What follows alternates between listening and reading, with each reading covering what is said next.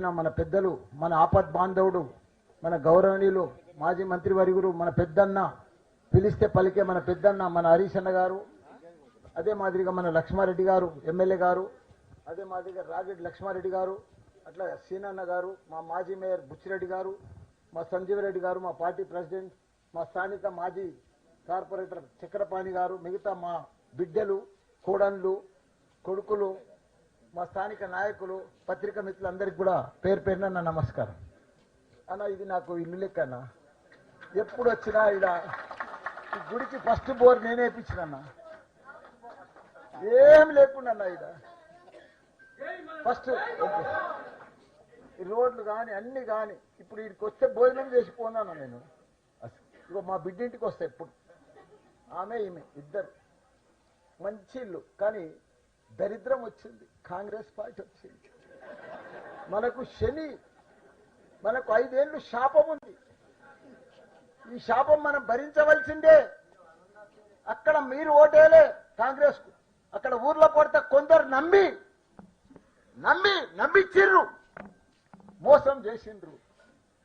ప్రజలందరూ కూడా దగా పడ్డారు, బాధపడుతున్నారు. మామూలు బాధ కాదు ఇది, మామూలు ఇది కాదు.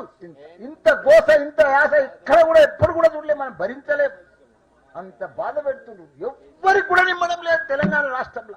ఒక రైతుకు నిమ్మడం లేదు, ఒక కార్మికునికి నిమ్మడం లేదు, ఒక ఉద్యోగానికి నిమ్మడం లేదు, ఒక రియల్ ఎస్టేట్ వ్యాపారానికి నిమ్మడం లేదు, ఏదన్నా బట్టల దుకాణాలకు నిమ్మడం లేదు, ఎవరికి నిమ్మడం లేకుండా చేశారు.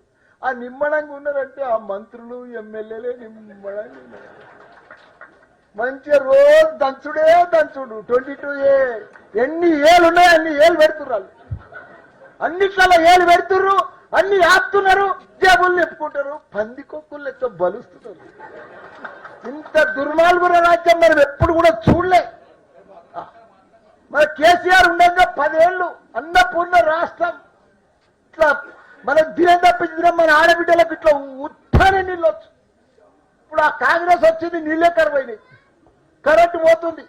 ఆ భగవంతుడు కూడా కనిస్తలేదు కాంగ్రెస్ ప్రభుత్వం. వర్షాలు కూడా ఆ వరద దేవుడిని రాత్రి సన్ని మొక్కుతున్నా, పొద్దుగాల బోనాల పండుగ అన్ని గుళ్ళలో మొక్కుతుంది. వనవాడు అంటే తర్వాత పడ్డది, ఇంకా పడాలి. కాంగ్రెస్ వచ్చింది, మన దరిద్రం వచ్చింది. మనం దీన్ని పారదోవాలి. 22A కాదు, ఇంకా వాళ్ళు మనకు ఊరేస్తారు. వాళ్ళు మామూలుగా చెయ్యరు. ఇంకా గోస ఇంకా ఉన్నది మనకు. ముసూర్ల పండుగ ముంగట ఇంకా అయిపోలే. ఇంకా 6 నెలల చూడు, మనమే కొట్టుకోవాలి, మనమే తిట్టుకోవాలి, మనమే బాధపడాలి. ఇదే పోడుకు వల్ల స్థానిక కాంగ్రెస్ నాయకులు వక్స్ బోర్డు తీస్తారని నా మీద నేను మంత్రి ఉన్నప్పుడు ధర్నా చేసిరు. నేను దగ్గర దాకా తీసుకొచ్చిన, మన గవర్నమెంట్ పడిపోయింది. 360 ఎకరాలు దళితులది, మొత్తం 100 ఎకరాలు క్లీన్ చేయించిన. టెండర్ పెడితే ఇదే కాంగ్రెస్ నాయకులు దానికి స్టే తీసుకొచ్చారు. ఇప్పటిదాకా చేయలే. వాళ్ళ తాతలు చచ్చిపోయారు, కొడుకులు చచ్చిపోయారు, బిడ్డలు చచ్చిపోయారు. 300 ఎకరాలు, 360 ఎకరాలు ఇలా బంజారాలు అయినట్టు అవుతుండే. గవర్నమెంట్ కూడా పైసలు వస్తాయి, చెప్తే కూడా వాళ్ళకి అర్థమే కాదు. గరీబులకు వాళ్ళు సేవ చేసే పరిస్థితే లేదు. కాంగ్రెస్ వాళ్ళకు రోజు పైరవిలు, రోజు రిజిస్టర్ ఆఫీసులు, పంచాయతీలు, సెటిల్మెంట్లు, పైసలు. ఎంప్లాయ్ చేసుకునే వాళ్ళంతా పొద్దుగా లేస్తే జాబుకు పెట్టేవాళ్ళు. వీళ్ళకి 22A పెడితే ఎట్లయితే చెప్పు. 90,000 ఇండ్లు, 90,000 గజాలు, ఎక్కడ చూడు భూములు 22Aనే. రోజు చేస్తాం. మంత్రి ఉన్నాడు పొంగులేటి, ఓ పాలు వంగినట్టు వంగుతున్నాడు ఆయన. అసలు పని లేదు, పస లేదు. 24 గంటలు తీస్తా అంటుండు. 24 గంటలు కాదు, నెలైనా తీస్తలేడు. నెలలు జరిగినట్టు ఇస్తలేడు. రేపు తెల్లాటకాల కంప్లైంట్ ఫోన్ చేయమంటుండు. ఆ ఫోన్ కూడా లిఫ్ట్ లేదు. ఎట్లుండాలి గవర్నమెంట్ అంటే? దీంట్లో సీఎం ఏం చేస్తుండు, మంత్రులు ఏం చేస్తున్నారు, ఎమ్మెల్యేలు ఏం చేస్తున్నారు? ఎవరి బట్టి లేదా ప్రజల మీద? దోచుకునేలేదా? ప్రజలను ఇట్లా అవసరపెట్టేదేనా మీ ప్రభుత్వం? కాబట్టి తప్పకుండా ఖబర్దార్, మీరు ఎవ్వరు భయపడే అవసరం లేదు. మన హరీష్ ఉన్నాడు, మన కేసీఆర్ ఉన్నాడు.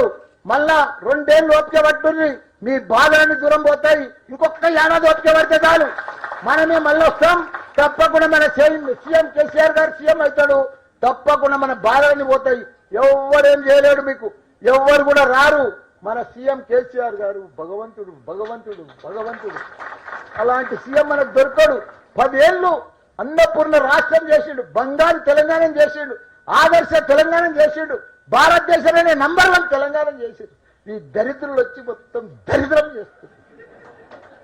కానీ పోతారు తప్పకుండా, వాళ్ళు గంగల గడిచిపోతారు. డిపాజిట్ రాదు ఒక్కొక్కరికి, మీరు చూడండి.